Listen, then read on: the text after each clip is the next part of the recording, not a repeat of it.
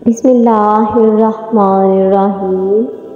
حضرت آدم علیہ السلام کے بیٹے حابیل اور قابیل حضرت آدم علیہ السلام اور حضرت حوا کے حقیقی بیٹے تھے، لیکن خدا کی قدرت کے دونوں بھائیوں کے مزاج، عادات و اطوار میں زمین و آسمان کا فرق تھا۔ بڑا بھائی قابیل مزاجاً غصے کا تیز، بد زبان اور فطرتاً برائی کی جانب راغب تھا۔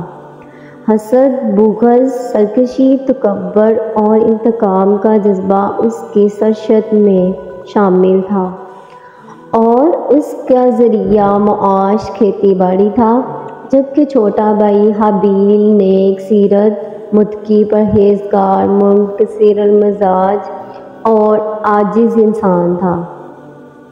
وہ بھیڑ بکریاں چرایا کرتا اور فارغ وقت اپنے والد کی خدمت میں گزارتا۔ قابیل شکل و صورت میں حابیل سے زیادہ خوبصورت تھا، جبکہ حابیل واجبی قد و خال کا مالک لیکن اپنے بڑے بھائی قابیل کے مقابلے میں زیادہ قوی طاقتور تھا۔ ویسے تو والدین کو اپنے تمام بچے پیارے ہوتے ہیں اور وہ سب ہی سے محبت کرتے ہیں، لیکن حابیل کے مقام اخلاق، نیک سیرت، فرمانبرداری اور دیگر خصوصیات کی بنا پر حضرت آدم علیہ السلام چھوٹے بیٹے کو زیادہ پسند فرمایا کرتے اور اسے اپنا جانشین مقرر کرنا چاہتے تھے۔ ایک روایت میں ہے کہ حضرت آدم علیہ السلام اور حضرت اماں حوا دنیا میں تشریف لائے اور توالد و تناسل کا سلسلہ شروع ہوا تو ان کی نسل میں اضافے کے لیے ہر ایک حمل سے ان کے 2 بچے توام یعنی جڑواں پیدا ہوتے، ایک لڑکا اور دوسری لڑکی۔ بہن بھائی ہونے کی وجہ سے ان کا آپس میں نکاح حرام تھا، چنانچہ اللہ تعالیٰ نے اس وقت کی ضرورت کے لحاظ سے شریعت آدم میں یہ خصوصی حکم جاری فرما دیا تھا کہ حضرت حوا علیہ السلام سے توام پیدا ہونے والے لڑکے اور لڑکی کا عقد دوسرے وقت میں پیدا ہونے والے توام بچوں سے کر دینا جائز ہے۔ اسی حکم کے مطابق قابیل اور حابیل کی شادی ہونا تھی۔ قابیل عمر میں بڑا تھا، اس کے ساتھ اس کی جو ہمشیرہ پیدا ہوئی وہ حابیل کے ساتھ پیدا ہونے والی ہمشیرہ سے بہت زیادہ حسین و خوبصورت روح تھی۔ جب نکاح کا وقت آیا تو حسب حکم حابیل کے ساتھ پیدا ہونے والی ہمشیرہ قابیل کے حصے میں آئی، لیکن چونکہ وہ خوبصورت نہیں تھی چنانچہ قابیل نے اس سے شادی کا انکار کر دیا۔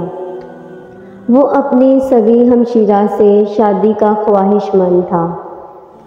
حضرت آدم علیہ السلام نے شرعی قاعدے کے موافق اسے قبول نہیں فرمایا اور قابیل کو اللہ کے حکم کے مطابق عمل کی تلقین کی، لیکن قابیل اپنی ضد سے باز نہ آیا۔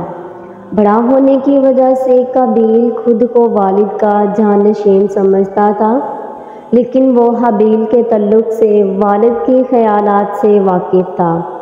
اب حسین و جمیل لڑکی سے حابیل کی شادی کے فیصلے نے اسے حابیل کا دشمن بنا دیا۔ حضرت آدم علیہ السلام نے جب دونوں بھائیوں کے درمیان یہ تنازع دیکھا تو رفع اختلاف کے لیے دونوں بھائیوں کے لیے یہ تجویز پیش کی کہ تم دونوں بارگاہ خداوند میں اپنی اپنی قربانی پیش کرو۔ اللہ تعالیٰ تم دونوں میں سے جس کی قربانی قبول فرمائے گا اس لڑکی کی شادی اس سے کر دی جائے گی۔ حضرت آدم علیہ السلام کو اس بات کا یقین تھا کہ قربانی اس کی قبول ہوگی جس کا حق ہے، یعنی حابیل کی۔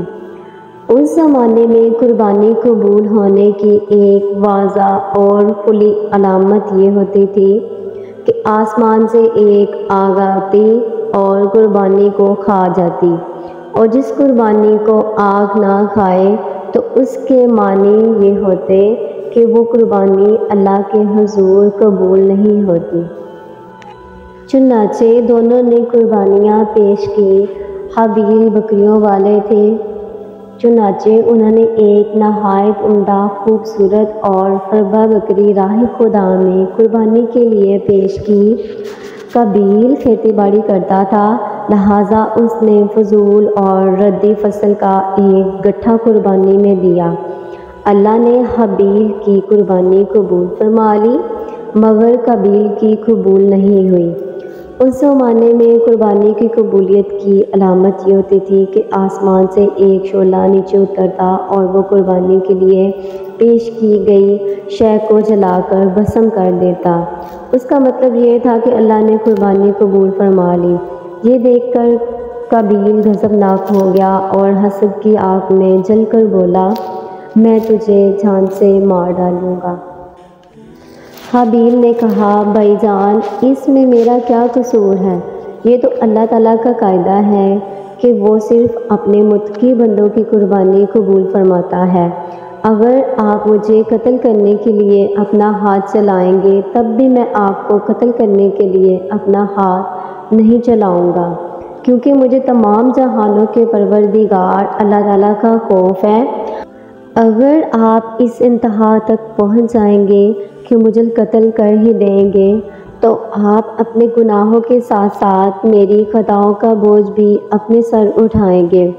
ایک بے گناہ انسان کو قتل کرنے والا گویا مقتول کے تمام گناہوں کا بوجھ بھی اپنے سر اٹھا لیتا ہے۔ بالآخر قابیل نے اپنے چھوٹے بھائی حابیل کو قتل کر دیا۔ یہ قابیل ہی ہے جس نے دنیا میں سب سے پہلا قتل اپنے بھائی کا کیا اور زنا کا آغاز کیا۔ زنا کو اسلام میں ایک بہت بڑا گناہ شمار کیا گیا ہے اور اسلام نے ایسا کرنے والوں کی سزا دنیا میں ہی رکھی ہے۔ مرنے کے بعد اللہ اس کی سخت سزا دے گا۔ زنا کے بارے میں کچھ حدیث اور قرآن کی آیت بھی ہے۔ زنا کرنا گناہ کبیرہ ہے اور اپنے محارم سے زنا کرنا اور بھی کبیرہ ہے۔ اس کی سزا رجم ہے اگر شادی شدہ ہے، ورنہ 100 کوڑے ہے۔